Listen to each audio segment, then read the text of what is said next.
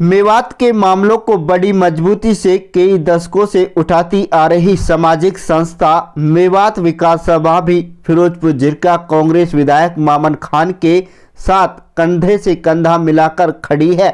वहीं मेवात विकास सभा के अध्यक्ष अख्तर हुसैन चंदेनी, रमजान चौधरी, एडवोकेट दीन मोहम्मद मामले का इत्यादि ने मीडिया से बातचीत के दौरान कहा कि वह अपने विधायक की आवाज़ को दबने नहीं देंगे। आम जनता की आवाज़ उठाने के लिए ही उन्होंने उन्हें विधानसभा चुनकर भेजा था। धमकियों से वह डरने वाले नहीं हैं। उन्होंने यह भी कहा कि कहीं न कहीं गोरक्षक ही गो तस्कर हैं और उनको सरकार व पुलिस का संरक्षण मिला हुआ है। इसके लिए कोर्ट का रास्ता भी अख्तियार करना पड़ेगा, तो उससे भी पीछे नहीं हटेंगे। देखिए रिपोर्ट।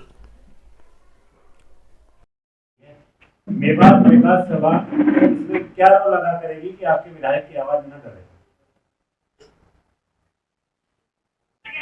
हम बिल्कुल डेमोक्रेटिक वे में विधायक के साथ हैं मुकम्मल तौर से।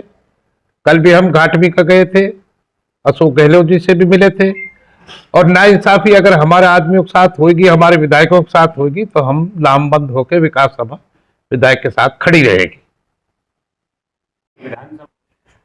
देखिए, विधानसभा चुने हुए प्रतिनिधियों का एक गहवारा है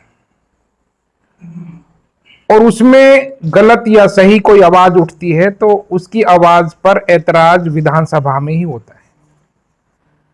अगर वहां कुछ गलत हुआ होता तो वहां अध्यक्ष थे और वहां की गरिमा है, वहां के नियम है, रूल्स हैं। वहां कोई ऐतराज नहीं हुआ तो इसका मतलब यह है कि कोई ऐसी बात वहां नहीं कही गई जो किसी रूल्स के और जो नियमों के दूसरी तरफ थी। दूसरी बात, जनप्रतिनिधि को चुना ही इसलिए जाता है कि वो आवाम की, जनता की, अपने हलके की, इलाके की, अपने प्रदेश की बात उठाए जो गलत बात है। और प्रधानमंत्री जी ने खुद ये बात कही है कि कुछ स्वयंसेवी गोरक्षक जो दिन में कुछ औरत और चोला पहनते हैं और रात को कुछ और चोला पहनते हैं, उनका डोजियर करने की सिफारिश की है कि पुलिस को कहा है कि इनका जरा डोजियर तैयार कीजिएगा। चौधरी मामन खान ने जो आवाज उठाई है, उसी तरह के जो स्वयंसेवी गोरक्षक बने हुए हैं उनके खिलाफ आवाज उठाई है कि वो रातों को जिस तरह से मौत कारित करते हुए घूम रहे हैं, लोगों को प्रताड़ित कर रहे हैं, घरों से उठा लेते हैं और उनको फिरौती मांगते हैं और तरह तरह की यातनाएं देते हैं, उनके खिलाफ ये आवाज उठाई थी। और आज उस आवाज को बदलकर जिस तरह से पेश किया जा रहा है और धमकियां दे रहे हैं गिरवा ब्रिगेड में कि भाई हम ये गोरक्षक हैं, ये फला हैं, ये ढिकड़ा हैं, हम उस समाज के ठेकेदार हैं, या फर्जी तरीके से किसी तरह से लांछन लगाकर जो विधायक की छवि को खराब करने की एक नाकाम कोशिश है, हम उसकी निंदा करते हैं, मजम्मत करते हैं और हम उनके साथ खड़े हुए हैं क्योंकि उन्होंने सच और हक की आवाज उठाई है।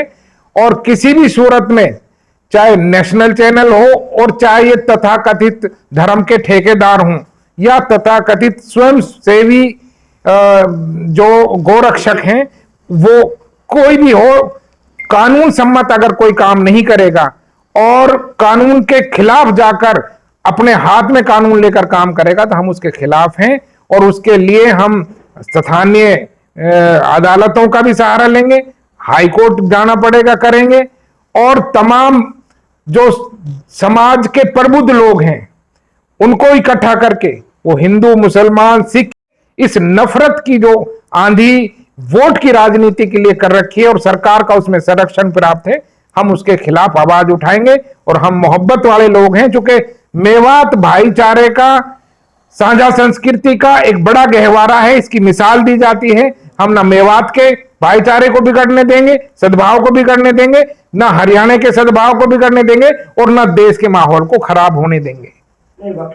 देखिए, समाज में सभी तरह के लोग हैं, ये बिल्कुल मैं नहीं मानता कि वो लोग नहीं खड़े होते।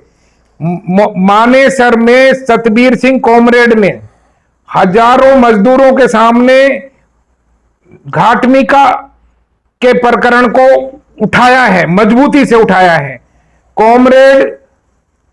कॉमरेड इंद्रजीत रोहतक ने मजबूती से उठाया है। भादरा के विधायक बलवान सिंह पूनिया ने मजबूती से उठाया। और ऐसे सैकड़ों आवाजें नहीं है, हजारों आवाजें हैं जो गलत के खिलाफ गलत कहती हैं। मैं इस बार ये ठीक है कि कुछ आज की हवा में कुछ ऐसे लोगों की तादाद ज्यादा हो गई है जो नफरत फैलाने वाले हैं, लेकिन हिंदू समाज में और दूसरे समाजों में भी गलत को गलत कहने वाले लोग हैं। और उन्होंने जुनैद नासिर हत्याकांड की आवाज को मजबूत तरीके से उठाया है। और हम इस देश की, हमारे लोकतंत्र की यही खूबसूरती है कि हम सब मिलकर ऐसे गलत तत्वों का, असामाजिक तत्वों का, अनासिरों का मिलकर मुकाबला करेंगे, तभी हमारे देश की मोहब्बत, हमारे देश का प्यार और हमारी संस्कृति बच पाएगी।